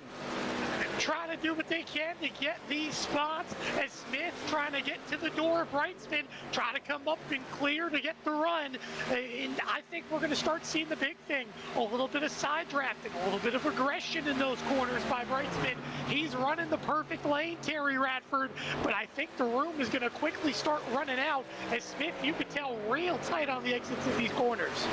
Well, as they say in Space Jam, time keeps on ticking into the future, and he's going to have to fly like an eagle if he wants to get around the 46 Sean Brightsman. Watch yourself, he is on a mission. Hey, I'm a Seal guy. I'm a fan. I like it. I love it. I love Seal. I do. I'm a fan. It's crazy. We get to call these races, and you get to think about all the stuff that we get to talk about up here, and you just throw a random reference out there as you take a look here. You take a look at the 55 of Dan West Jr. He's trying to get around Cooper in the 71. That's for the 10th place position. Tim, you talked about it. Rebound here. Incident on pit road. He could have top 10. Have a top 10, but the big thing is, Wesley, as we're quickly winding down to the end of this race, we talked about patience the entire time, but could we see a late caution which could create absolute chaos to the end of this race? Oh yes, you're exactly right. It is now, though, 8 laps to go as the leaders go back off into the corner. Look at now Cooper. What a solid run for Cooper. I mentioned Ritters as well. Dan West Jr., strongest truck of the race, now falling back in the clutches of the top 10. 8 to go. They're on the back straightaway, and Aaron Cooper getting antsy on Ritters, going to turn number 3 there, Terry. They're getting really antsy, and this could be your caution, Tim, the one that you're hoping for to bring utter chaos here, because the 23 of Ritters, Cooper, West, I don't think any of them care who's in the playoffs and who's not. They're battling for a top 10 position against the best of the best in the Northwest Truck Series. And right now they're continuing door to door, and I want to point out Ritters on much older tires. He was one of the first guys to come down and pit on lap 66 and has 10 lap older tires than Dan West Jr. and Cooper. But Cooper getting a good run, a little bit of draft help down the back straightaway. He'll move to 9th, and here comes Dan West Jr. He'll move to 10th, back into the top 10 as they work towards turn 3, Terry Radford. Yeah, they work it down here again. The 55 goes all the way to the wall. 23 goes to the bottom. He's got a truck that's just right up in front of him. He's going to get out of the way, and that Ford. This race is coming down to who's got it on, Wesley. Certainly do, as they work to the start line. 6 laps to go for this group of trucks. This is inside the top 10 for the leader, Stephen O'Hare. Let's grab him again on the 41. He's on the back straightaway. He's going into turn number 3 and 4. He is the leader right now. Down the back stretch as we continue to follow this battle. The leader has crossed the line already. 5 laps to go here at Auto Club Speedway. This is all happening down the home stretch of this event to the line. Who's going to make a move? Will Tim Moore place his bets and be the guy that gets it right? Right now, Stephen O'Hare looking for a win, and not only that, Tim Moore punch himself into the round of 8 if he pulls this win off tonight as well. And for Stephen O'Hare, win 2 of the year. Yeah, but the big thing for O'Hare right now, the gap is quickly closing. It's under 1 second as Bloom on the long run is starting to close in. It could be a Cinderella push for Bloom if he has enough time. As they work off turn 4, make it now 8. That's right, 0.8 of a second between the front 2, Terry Radford. Yeah, that time by, it was a 41.71 for Stephen O'Hare. It was a 41.67 for Ryan Bloom. Bloom starting to catch him, but he's kicking his butt a little bit in turns 1 and 2. It lowers the gap to 1.1 seconds there. Bloom's going to have to work his way in 3 and 4, and he's going to have to dig to get him there. As they head down the back straightaway, I want to point this out. For O'Hare, he led 81 laps to a victory at Las Vegas earlier this season. And while he may not match that here tonight, it's been a dominant performance between him and Bloom. As they head off turn 4, Bloom again, closing the gap, making 3 laps to go. That battle, will it ensue, as now Ottenbacher and Johnson continue to have a battle of wits for 7th and 8th. Cross the line they come, roaring to the line. 3 laps to go. Ottenbacher to the outside. He'll now clear by Johnson. Meanwhile, the battle is between that and the leader of O'Hare and Bloom. Will he catch him? They're off turn number 2. And they're trying to spread it out again as the 7 of Johnson works high to the high side. Not quite going to have to run, though, as they're nose to tail down the back straightaway. Points. Ottenbacher needs them, not as much as Johnson, but they're going to continue to get aggressive in the 3, Terry Radford. And really, last attempt at a caution. I think we're going to see this way all the way to the checkered with 2 laps to go. We're at a 2 to go here. The 00 of Smith, he's right in front of Ottenbacher. And the 7 doesn't need the points. The 89 does. But we'll see how aggressive the 89 gets on the 00 as he gets a massive tow going into turn number 1. He'll stay up high. We'll see if he tries to make it rim right around the outside. Oh, yeah. Off of 2. Yeah, this is going to get good, boy. And guys, somewhere along this is going to be O'Hare and Bloom as they work their way this way off the back stretch. This battle is heated, but we've got to watch O'Hare and Bloom. They're working their way off of turn number 4. They are coming to the line. White flag in the air. The CRN 1 to go. Final time to go. O'Hare, Bloom, time to settle it. Can O'Hare get his 2nd win? Does Bloom got enough time? Tim Moore for the final time in turn 1. And O'Hare nearly saw calamity earlier on this race with Caden Anderson, but since then has kept a clean nose. Again, he won 1 time earlier this season in Las Vegas, and he's looking to punch himself a ticket into the round of 8. As they head towards turn number 3, it looks like it's going to be all O'Hare coming to the stripe, Wesley. Here comes Stephen O'Hare. His Ford number 41 for American Touch-Up will come to the line. Bloom cannot get him. He will come to the line. Checkered flag, 2nd win of the season, and races his way to the punching ticket of the round of 8 for the playoffs. Round 1 goes to Stephen O'Hare. Ryan Bloom just coming up shy. Terry Radford, he'll finish second. Tyler King, a solid run for third. Driver outside the playoffs, Jeff Stabnow, a good top 5 finish, and the rest of the field storming across the line. I know we didn't have that late race caution, but my goodness, with only 1 yellow flag in the race. By the way, quick stat, same yellow flag count for the Cup race here on Monday night. This event did not disappoint at Auto Club, my friend. No, these races never disappoint. It doesn't matter what track you put the Northwest Truck Series on. They have put together a great string of shows. And for the 41 here, this was a statement win. We were not talking about him last week. We were not talking about him 2 weeks ago, thinking that he was a player in the playoffs. We thought that Cole Raz would be that guy. Caden Anderson would be that guy. Newton. We never said the 41's name. We didn't even think about him, and he comes out here at Auto Club in the playoff opener and puts on a very respectable performance, and we'll see what he does next week at the Roval. That one would be fun. He's just one of those guys that just continues to get better and better and better, no doubt about it, for Stephen O'Hare and the American Touch-Up Ford number 41. I know the Beaver State team, they're going to be celebrating, and this has got to be pretty positive in the absence of not having Dennis Moore here, probably the solid driver of the field. But Stephen O'Hare in his 150th, here's another stat, 150th career start for the Northwest Racing Series tonight.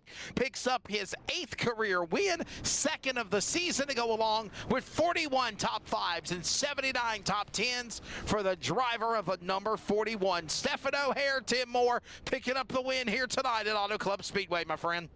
Dude, a dominant performance for O'Hare, and again, 2nd win on the season, and no better time for it. And honestly, you had to see it coming, Wesley. Over these last 2 races, a 6th place results at the virtual Richmond Raceway, and then last week at Darlington, a very, very solid 3rd place finish. He also had a 6th and 3rd as well at New Hampshire and Indianapolis, while despite struggling at the 2-mile track of Michigan where he finished 12th, it's been nothing but consistent all the way back to Road America.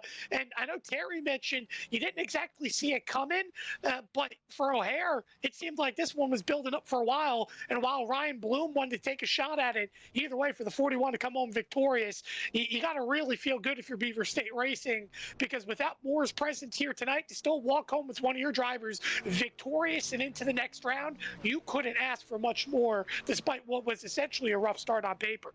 Yeah, no doubt about it. Race 1 of the playoffs in the books here for the Northwest Racing Series Trucks and Auto Club. The Northwest High Five Salute Demo Derby coming to an end in the tribal grass to celebrate Stephen O'Hare, the Beaver State More Speed team. Pick up the win for the American Touch-Up Ford, number 41. 2nd win of the year, 8th in his career. Ryan Bloom will settle for 2nd. Tyler King 3rd. Jeff Stabnow, solid run to finish in the top 5 and 4th. Sean Breitzman 5th. John Ottebacher 6th. Brett Johnson 7th. Kevin Smith, Terry Radford will finish in 8th, and we're going to go 8, 8, and 8 of the 24 starters here tonight in California. Aaron Cooper back there in 9th, Dane West Jr. in 10th, Toby Ritters in 11th, Caden Anderson in 12th, Jaden Ledbetter in 13th, James Vining in 14th, Paul Newton. We'll round out your top 15 with Frank Harris, Chris White, and Troy Daggett. Rounds out your top 18, Tim. And dude, rounding out the field, it was pretty much a tough day for a lot of these guys. Chris Camiri, he comes home 19th. Tyler Kim, 20th. William Fletcher, 21st. Ray Fournier, 22nd. Carl Burke comes home 23rd. And Ron Hunter, after early trouble, I believe it was on lap 4, ultimately finishes this race 96 laps down in the 24th position, Wesley. 1 yellow flag to stop this race when it was all said and done here tonight at the Auto Club Speedway. And when it's done, 2 wins now this year for the driver of Stephen O'Hare. Terry Radford, we're going to let you go, my friend. Obviously, I know you're in pain. I got to say it, man. I brave you for being able to, ignore it out, if you will. I've always told people, and I know this might sound crazy, but I've always said that if you can find something to take your mind off of something that's hurting you, eventually that will take the pain away. I know it sounds crazy, but I'm telling you, I'm a firm believer in that, for sure. You're not lying. Yeah, you're not lying. The sad part about this whole week, Wesley, is I get hurt right at my favorite part of the iRacing week, the officials at Bristol, and there's two tracks that I will never have any discomfort when I'm sitting down in the sim to race. It's Darlington and Bristol, and I got to race twice, and I have been miserable the whole time, but I love calling races. I love the Northwest Truck Series, Northwest Truck Series. It's a thing. And yeah, I'll go get some sleep, and I'll be back next week. Oh, brother, you stop and reset. Of course, also Jason Rockefeller will be joining us next week for the Roval. Tim Moore, you stick around, my friend. We'll get your thoughts here in a minute. For those that are joining us, we're also coming up on the top of the hour. We'll pause for 10 seconds of network identification on the Community Radio Network with the Northwest Racing Series, and the finish line. Post-race wrap-up is next. We'll talk to the podium, including Stephen O'Hare, winner that punches himself to the round of 8 now after winning the opening round of 12 race tonight at Auto Club Speedway.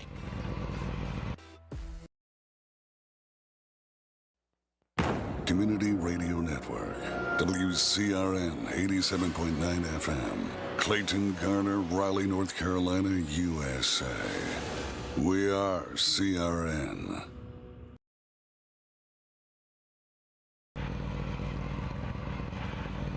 We're back here at Auto Club Speedway. Welcome back to coverage of iRacing on LSRTV. I am Wesley Outland. Of course, Terry Radford did a phenomenal job joining us in the booth. He's a little bit under the weather.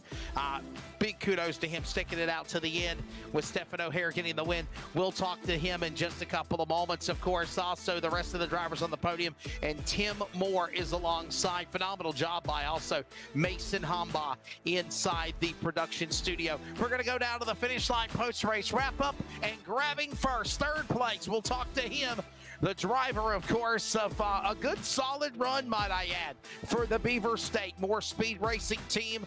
Good finish for this driver, the number 21, Tyler King, will finish in the number 3 spot. Tyler, suffice to say, bringing you in here, Tyler King, that if you didn't win the race, you would be rooting on Stephen O'Hare, no doubt about it. But it's got to be a solid run to be on the podium for a top 3 here tonight to start the playoffs in a big way for the Northwest and the Beaver State clan. Yeah, it's definitely a great race for us. I wasn't sure if I was going to make it there. One of the conditions of me racing in this league is I had to get my son to sleep before we take the green flag, and he was not willing to go down, so I gritted with like 25 seconds left to go, and gotta thank Dennis for the awesome setup. He put in a little bit of work last night, and I think he obviously put together the best truck on the track, in my opinion. If it wasn't Dennis going to win, I thought I would have if it wasn't Stefan winning, I thought I had a really good shot, but I kind of shot myself in the foot on the last pit stop and slid through my box. Got in the pit road really well, and then blew it right there and lost a shot at battling my best buddy for the win. Tyler, I'll put it like this.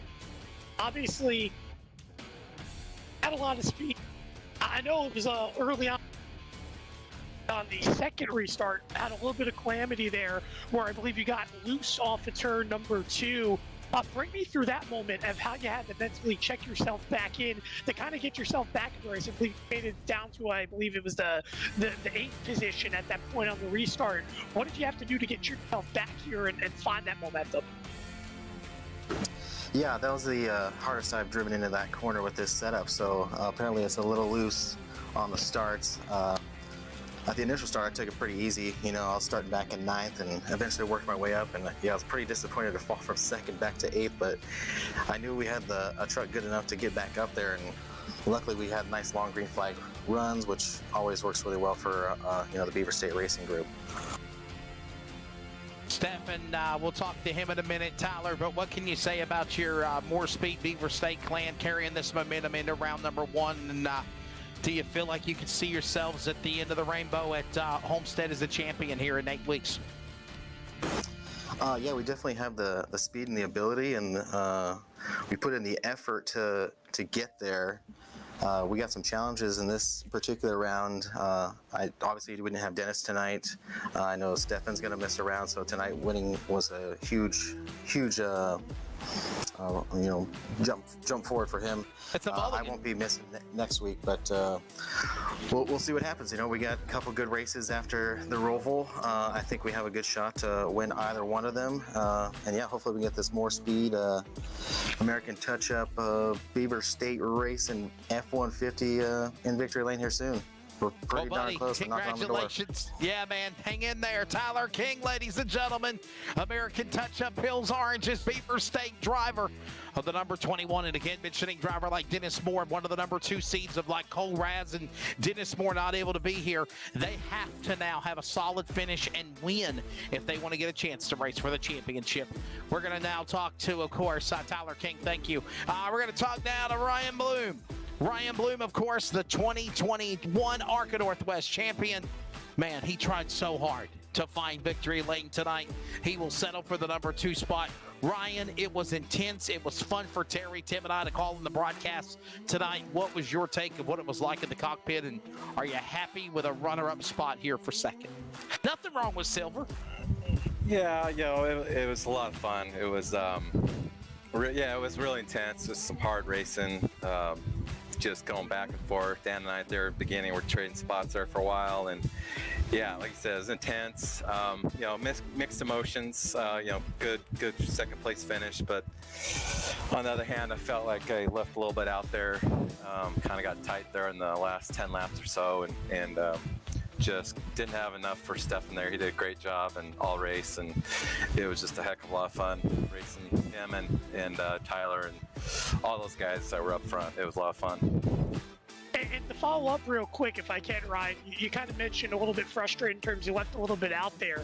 What do you feel maybe you could have done differently on that final pit stop, or in terms of laps to maybe cut that 1 second gap to have a chance of racing for the win? Because it seemed like you had the best long run car throughout the evening there in that late portion. You just weren't back to the lead. Yeah, I didn't loosen up enough for the amount of fuel I had in the car and in the truck, and just kind of got me there at the end. I tried to save as best I could there the first few laps of that run, but I just never hooked up and wanted to like it was in the prior stint. Just got a little too tight and then kind of stalled out there like 1 second, and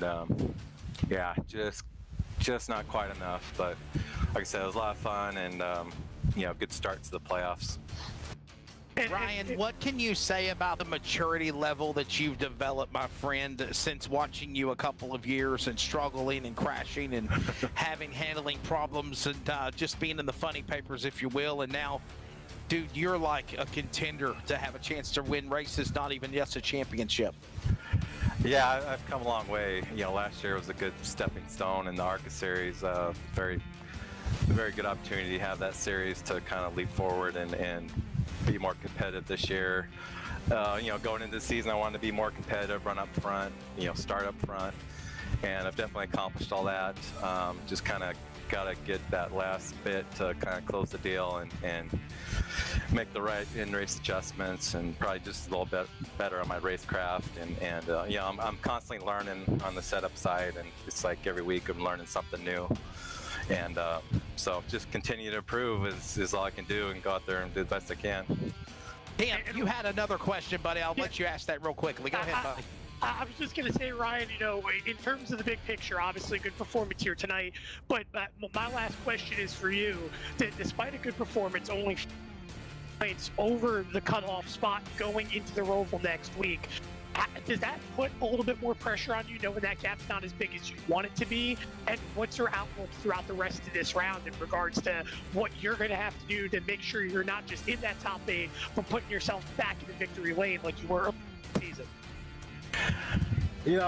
I put this one behind me, and it's on to the Roval, and I feel like I've definitely definitely been strong on the road course this year, and I expect to do really well at the Roval. Put in a lot of time at Auto Club, so now it's time to turn the page and look forward to the Roval and try to get it done there. I like you said, the points are close. The only way you can guarantee yourself a spot is a win, so that's what I intend to try to do. And if that doesn't work out, just continue to keep on finishing strong and running up front in the last two. But yeah, I'm looking forward to the Roval, and I think I think it'll be a good race. Charlotte, the Roval should be fun. We'll have coverage for it next Thursday night right here with iRacing on LSRTV and the Community Radio Network. Ryan, always a pleasure talking to you, buddy, and good job on the runner-up spot. Let's thank your sponsors. We'll get you out of here, bud. Thanks, guys. Yeah, I just want to thanks to LSRTV and the job you guys do. Do a great job.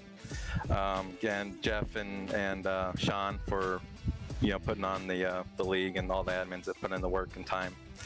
And just thanks to my teammates. It's been a lot of fun this year, and learned a lot. And so go on to the next race. Thanks. 2021 ARCA Northwest champion, and probably, in my opinion, if there was an award for the most improved driver between him and Toby Ritters, it would definitely be Ryan Bloom in the nominee category. We go to victory lane now. Picking up now his 8th win, 2nd this year for the driver of the number 41. In addition to that, this driver has punched himself into the round of 8 playoffs. Whatever happens, regardless, he is there the rest of the way. Here's some stats for you. I'm a stat guy, Tim Moore. In his 150th career Northwest Racing Series start tonight, he now has 8 wins, 7 poles, 41 top 5s against 79 top 10s, and he joins us in victory lane. And I got to throw something else in here as well, Stephen O'Hare. You are just a fan of tracks of this caliber. Hear this out. Auto Club tonight. Las Vegas, 2 wins back in 2022 and 2021. You won at Las Vegas. Well, it's not a 2-mile track, but the configuration with the tri-oval, if you will, is in significance of saying it's similar. Talladega, also a big super speedway, but it's the tri-oval that I'm talking about. The same can be said about Kansas or even Chicagoland. Are you a fan of these intermediate racetracks? And a big congratulations to you, Stefan. You are on to the round of 8. Thank you, Wesley. Yeah, I would say so. These tracks seem to kind of suit my driving style, but really, this is a Beaver State Racing, more speed win. Dennis put in some work on this set and, provided us with lightning fast trucks. So just super, super grateful for that. And Stefan, bring me through. Obviously, you come out victorious, you put yourself in the round of 8, but yet a near moment early on this race. The only caution we saw was contact between both you and Caden Anderson, where I believe he got loose, came up the track, and you guys made brief contact, and then he overcorrected. Just bring me through that moment in regards to, you go from near calamity to now, all right, I've got to reset and set myself up towards the end of the race. What are you thinking at that point to ultimately put yourself down to victory lane, considering the good performances you've had over the last 2 races?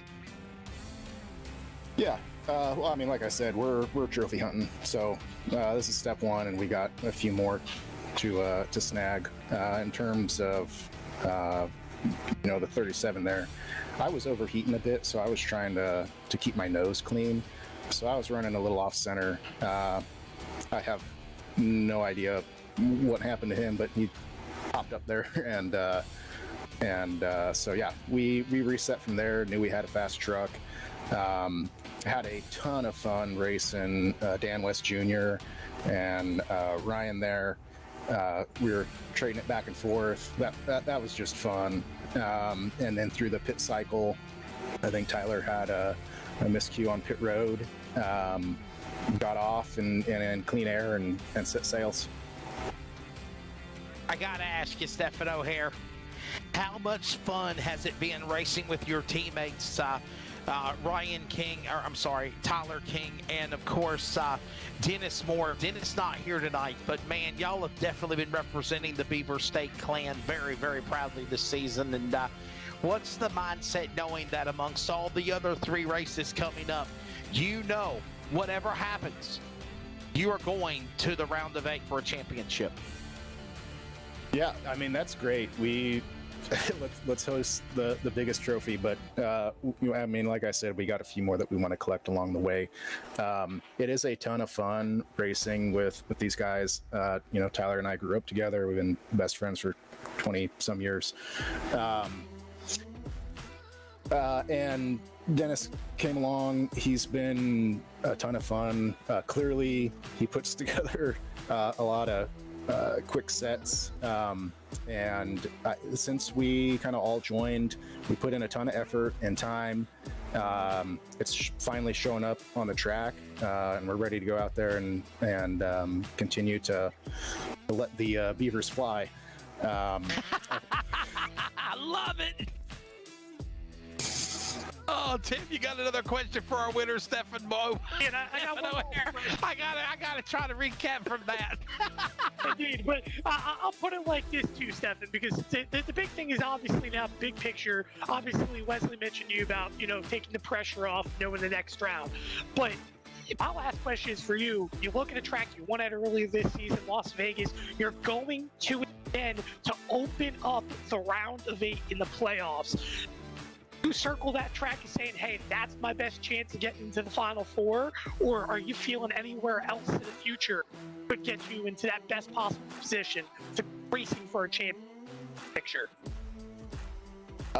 You know, if Vegas is the first one up, that's the first one we're going to snag. You know, I'm just focused on the next one. So we'll just keep, you know, putting in the effort and hopefully running up front and snagging those checkered flags. Stefan, one more final question. Segue this into your sponsors as well, my friend.